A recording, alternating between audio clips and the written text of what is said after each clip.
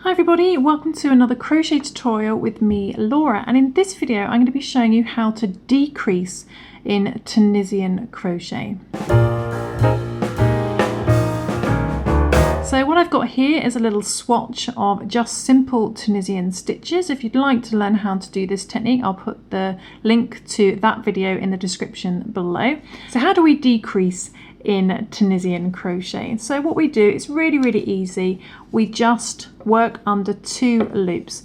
Most important thing to do, I think, is to evenly space your decreases. The pattern might tell you where to do it already, but if you're designing a little something and you just want it to come in equally either side, then it's a good idea to work the decrease at the end and at the beginning, or maybe even in the middle.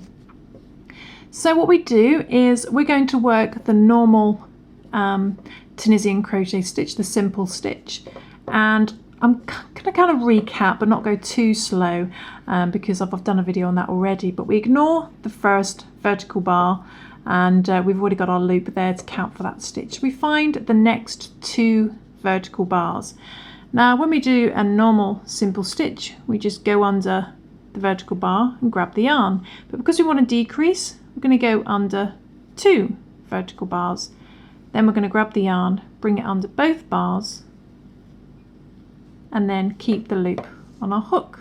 And that's Tunisian simple crochet 2 stitches together. And then I'm going to do normal ones up until the last 2. So go on to the next loop, grab the yarn, go on to the next loop, grab the yarn, go on to the next loop, grab the yarn, go to the next loop, grab the yarn. So I'm just doing normal simple Tunisian crochet stitches, then one more until I get to the last 2 vertical bars there, and I'm going to put my hook under both of those to do a decrease. So I'm going to go onto that one, squeeze the hoon outside, go onto the last one, grab the yarn and bring it under both vertical bars to do a decrease. So I had 10 stitches to start with, so I should now have 8 because I've done a decrease there and a decrease there. 2, 4, 6, 8. So there we go, I've decreased by 2, and it's as simple as that. I'm going to now do a return row. So like I said earlier, come for the first loop only, do that little chain 1, and then we yarn over, pull through 2 all the way back. So if you'd like a video a little bit slower for the simple stitch, which also includes a video on the knit stitch, I'll put the link in the description below to that video, which I kind of need updating actually because it's quite old, but there we go, back to the beginning.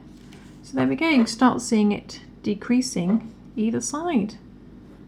So then you just keep doing that until you decrease. So again, we're going to find, there's our first vertical bar, and our second one is just above that V decrease. So we're going to go under there, and then we're going to go onto the next vertical bar to do a decrease. Bring the yarn under both, keep the loop on your hook. Then we're going to do normal stitches to the last 2.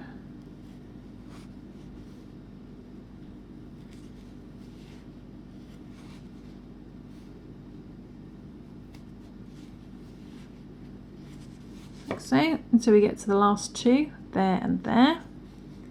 And we go onto that last, second to last stitch, and then the very last stitch.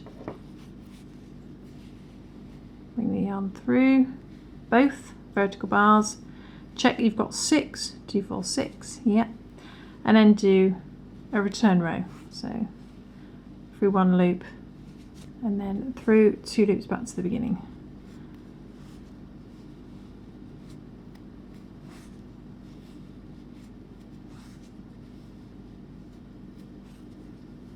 And you've decreased by 2 again. So there we go. That's how to decrease in Tunisian crochet. So if you want to increase, all you do is really simple, is you can work through the first vertical bar if you want to, but I find a much easier method is just yarn over before you go into the stitch. So yarn over, go into that second stitch as normal, bring the yarn through, and then do normal stitches all the way to the end. So we're just increasing on the ends. Up to the last stitch. And as we get to the last vertical bar, we yarn over to create our extra stitch. Go into the last bar, bring the yarn through. So our stitch count has gone from 6 to 8. 2, 4, 6, 8. Nice and simple. And then we do a return row, so come through the first loop only, yarn over, pull through 2 until the end.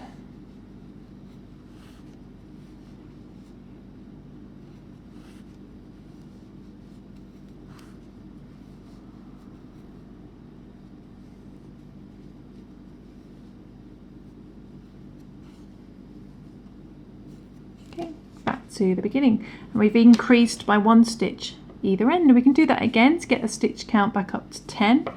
We just yarn over, need to find that little stitch. The new one there can look a little bit tucked under, so you've got to look for that V shape.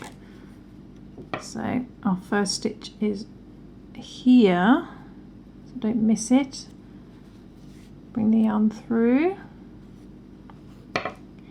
then normal stitches to the last stitch.